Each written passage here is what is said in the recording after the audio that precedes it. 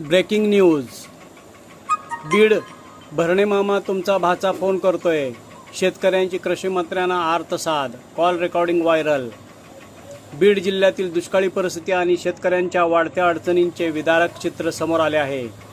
आष्टी तालुक्यातील वाहिरा येथील तरुण शेतकरी अशोक माने यांनी थेट राज्याचे कृषीमंत्री दत्तात्रय भरणे यांना फोन करून आपल्या व्यथा मांडल्या. या संवादाची कॉल रेकॉर्डिंग सोशल मीडियावर व्हायरल होत असून त्याची राज्यभर चर्चा सुरू आहे. भरणे मामा तुमचा भाचा तुम्हाला 2-3 दिवसांपासून फोन करतोय. बीड जिल्ह्यात पाऊस नाही, मुलांची लग्न होईनात, आमची सरसकट कर्जमाफी करा अशी आर्त विनंती करत शेतकऱ्यांनी कृषीमंत्र्यांकडे मदतीची मागणी केली. शेतकऱ्यांनी सांगितले की मागील वर्षी अतिवृष्टीमुळे पिकांचे मोठे नुकसान झाले. यंदा कडक उन्हानंतर पावसानेही दागा दिल्याने पेरण्या रखडल्या असून शेतकरी आर्थिक संकटात सापडला आहे.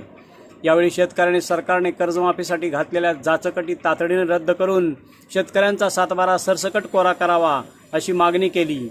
तसेच आर्थिक परिस्थिती इतकी बिकट झाली आहे की ग्रामीण भागात मुलांची लग्नेही जुळत नसल्याची हतबलता त्याने व्यक्त केली.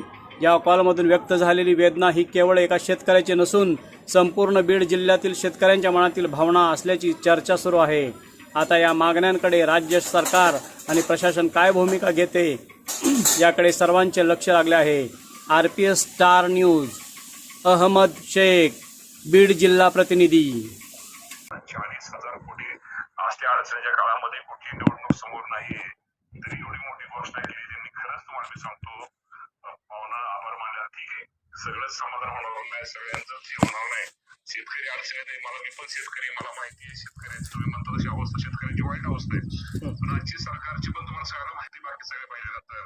तेव्हा काही गोष्टी आपण सगळ्यांनी समजून घेतल्या पाहिजे.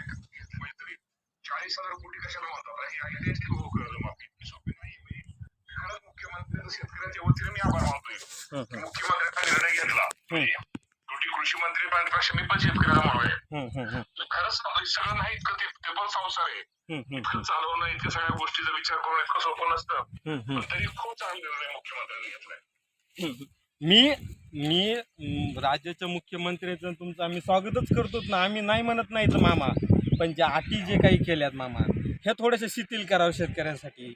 आज तुम्ही सांगा ना, बीड जिल्ह्यामध्ये आज सध्याला ना आता मी आमच्या शेतामध्ये पाणी नाही मामा, पाऊस सुद्धा नाही, कसलाच पाऊस नाही, कमीत कमी ना थोडी पाऊस नाही, काही कोणाच्या मानवनिर्मित नाही. निसर्गाचं संकट आपल्याला सामोरं जावं लागेल, त्याचा सामनाच करावा लागेल. त्याला हे करून चालणार नाही आपल्याला.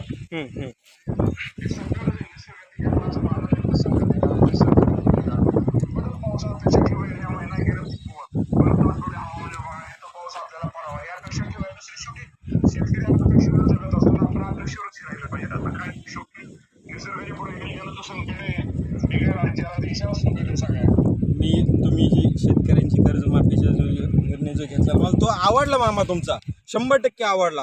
पण थोडीशी त्याच्यामध्ये शिथिलता द्या मामा. ह्या राज्यातला शेतकरी खरंच गोरगरीब आहे आणि तुम्ही मायबाप सरकार म्हणून त्याच्या पाठीमागे खंबीर उभा राहा. ही बीड जिल्ह्याची नाही तर उभा महाराष्ट्राची सुद्धा आहे ना, कळकळीची विनंती मामा.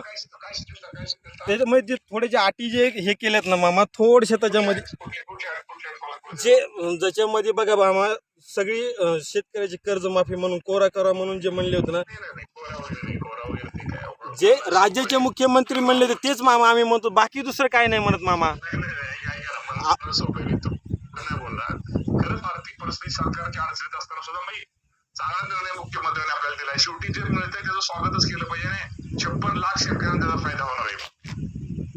बरोबर, ठीक आहे मामा. आता तुम्ही म्हणतायत म्हणलं, पण नाही ऐका सर, सगळं मी तुम्हाला सांगतो तेवढंही नाही. मी तुम्हाला तुमच्याशी बोलायचो, तुमच्याशी गोड बोलायचो, तुमच्या मनासारखं बोलायचं मला स्वभाव नाही. मी पण शेतकरी, मला पण तुमचं दुःख कळतंय, तुमची काय चूक नाही याचं जगत त्याला कळतं.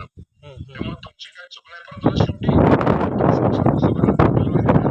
असतं ते मुख्यमंत्री कारभारी करू आपण त्यात काय जाऊन शेतीला काय आणता येईल का, काय मदत काय भविष्यात काय होते का. चालेल, धन्यवाद मामा तुम्ही बोलल्याबद्दल, तरी आमच्याबद्दल. ओके.